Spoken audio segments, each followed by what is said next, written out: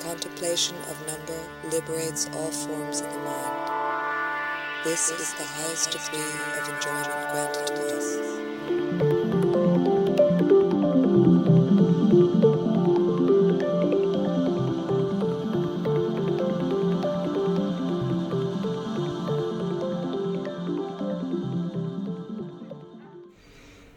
It is astonishing the level to which these scammers will go. So Prunella Scales,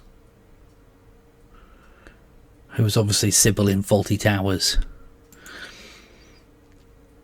who's obviously recently died as well. This advert's on Facebook. As you can see, she kept it hidden for many years. Prunella Scales' last words before her death: "A will no one expected." So obviously I'm clicking on that. I won't click on it again to give Facebook any more money.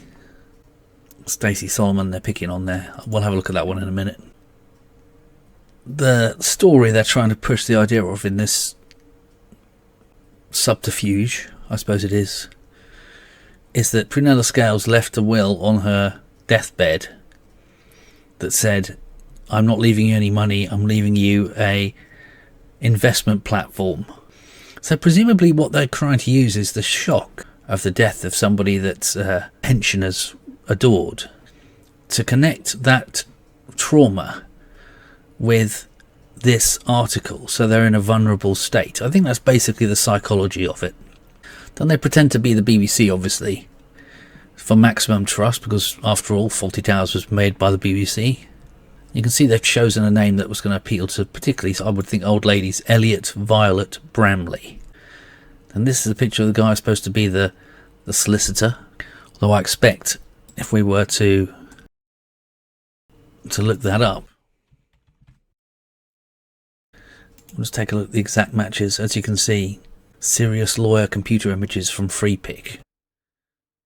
So it's literally a picture, an image called Serious Lawyer that they've taken to be the notary in this fake site. So they go through all these ridiculous ideas about different things that people were left. So there's no money being left. Family sources say the initial reaction was bewilderment, followed by anger. The children saw it as a public humiliation. Why leave a collection of antiques and theatrical artefacts to sons who already have their own families to support? So they're making out that this is the children are going to be in financial difficulty unless the final clause of the will was the most mysterious. All three heirs were jointly given access to an investment. I shouldn't laugh because it's not funny, it's sick. To an investment account on the Axis Bitnedge platform holding 2.9 million. There's just one condition: any decision to withdraw funds had to be unanimous. And what does that even mean? Now they're making out that anyway. So Axis Bitnedge, which has got to be the stupidest name for anything, of course, is yet another fake investment platform. Terms of service, privacy policy, none of these buttons even work. That's how much of a scam this is. They don't even bother making the buttons work. Look at that.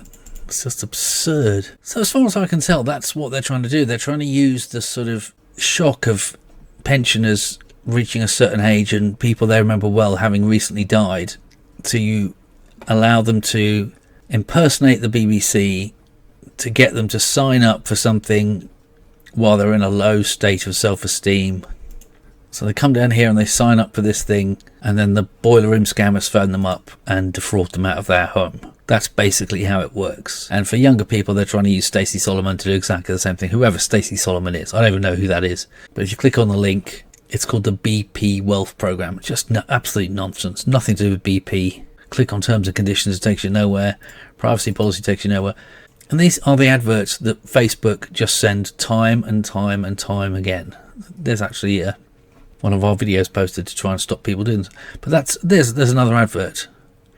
That's Helen Skelton, whoever Helen Skelton is. Some Cotswold personality. Time limit, quick, hurry up. And this is the non-stop barrage. Because they know older people, so the people who still use Facebook. So they just attack them non-stop. There's Piers Morgan. No, this is not a joke. There won't be a second chance. Why is registration open for just one day? To make people do it without thinking. That's why it's open for one day. Non-stop. Absolute non-stop assault on people's senses. Martin Lewis. The secret platform elites have been using to get rich. Red Peak Evo Bit. I mean, whatever the heck that even is. As you can see, they've moved on to another round now, but they'll soon be back. The only way you can stop seeing these adverts is to report them, because when you report them, they know not to show you them anymore. But these adverts are run by an AI, an advertising AI.